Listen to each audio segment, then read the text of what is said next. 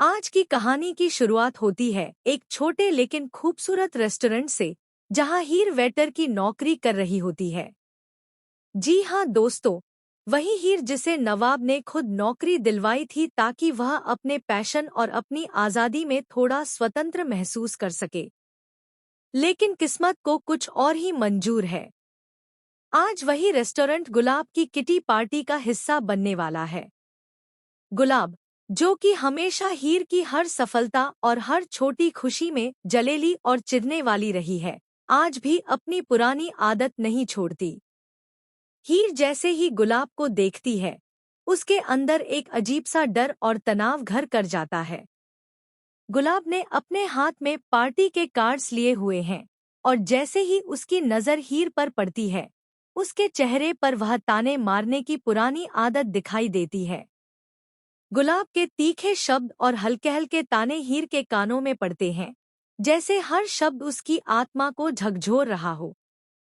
ओह हीर, देखो तो सही, तुम भी क्या कर रही हो यहाँ? कहाँ है तुम्हारी असली दुनिया? गुलाब कहती है, उसके शब्दों में अहंकार और जलेलापन दोनों झलक रहा होता है। इसी बीच नवाब, जो कि अपने आप को गुलाब और उसकी माँ से छुपाने की कोशिश कर रहा है, रेस्टोरेंट के एक कोने में खड़ा है। उसका दिल तेजी से धड़क रहा होता है। वह जानता है कि अगर गुलाब और थैलावती, नवाब की माँ, आमने सामने आ गए, तो पूरा राज खुल जाएगा और कई गलतफहमियां पैदा होंगी। नवाब ने अपनी पूरी चतुराई और चालाकी लगा दी है। वह छुपता है, काउंटर के पीछे, स्टूल के नीचे, हर जगह। लेकिन जैसे जैसे समय बीतता है, गुलाब को संदेह होने लगता है। वह सोचती है, कोई तो यहाँ छुपा हुआ है, मुझे साफ साफ दिख नहीं रहा, पर मुझे पता है कोई है। हीर हर मुमकिन कोशिश करती है कि नवाब और गुलाब का आमना सामना न हो। उसकी धड़कनें तेज हो जाती हैं, हाथ कांपने लगते हैं, और दिल में बस यही दुआ होती है कि आज कुछ भी गलत न हो। लेकिन किस्मत को कुछ और ही मंजूर था। जैसे ही नवाब अपनी माँ से बचते आगे बढ़ता है, गुलाब का ध्यान अचानक हीर पर पड़ता है। दोनों की आंखें मिलती हैं, और वह पल रुक सा जाता है।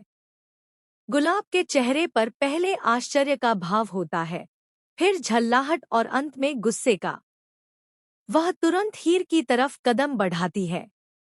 वहीं नवाब, जो खुद को छुपाने की कोशिश कर रहा था, अब मजबूर हो जाता है। आज की कहानी की शुरुआत होती है एक छोटे लेकिन खूबसूरत रेस्टोरेंट से, जहां हीर वेटर की नौकरी कर रही होती है। जी हाँ दोस्तों, वही हीर जिसे नवाब ने खुद नौकरी दिलवाई थी ताकि वह अपने पैशन और अपनी आज़ादी में थोड़ा स्वतंत्र महसूस कर सके। लेकिन किस्मत को कुछ और ही मंजूर है। आज वही रेस्टोरेंट गुलाब की किटी पार्टी का हिस्सा बनने वाला है। गुलाब, जो कि हमेशा हीर की हर सफलता और हर छोटी खुशी में जलेली और चिढ़ने वाली रही है, आज भी अपनी पुरानी आदत नहीं छोड़ती। हीर जैसे ही गुलाब को देखती है, उसके अंदर एक अजीब सा डर और तनाव घर कर जाता है। गुलाब ने अपने हाथ में पार्टी के कार्ड्स लिए हुए हैं, और जैसे ही उसकी नज़र हीर पर पड़ती है, उसके चेहरे पर वह ताने मारने की पुरानी आदत दिखाई देती है। गुलाब के तीखे शब्द और हल्के हल्के ताने हीर के कानों में पड़ते हैं, जैसे हर शब्द उसकी आत्मा को झकझोर रहा हो। ओह हीर, देखो तो सही, तुम भी क्या कर रही हो यहाँ?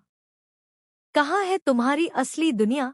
गुलाब कहती है, उसके शब्दों में अहंकार और जलेलापन दोनों झलक रहा होता है।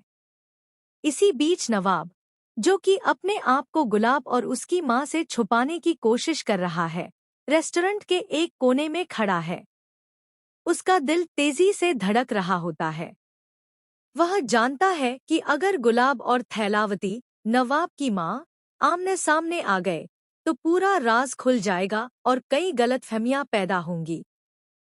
नवाब ने अपनी पूरी चतुराई और चालाकी लगा दी है। वह छुपता है, काउंटर के पीछे, स्टूल के नीचे, हर जगह। लेकिन जैसे जैसे समय बीतता है, गुलाब को संदेह होने लगता है।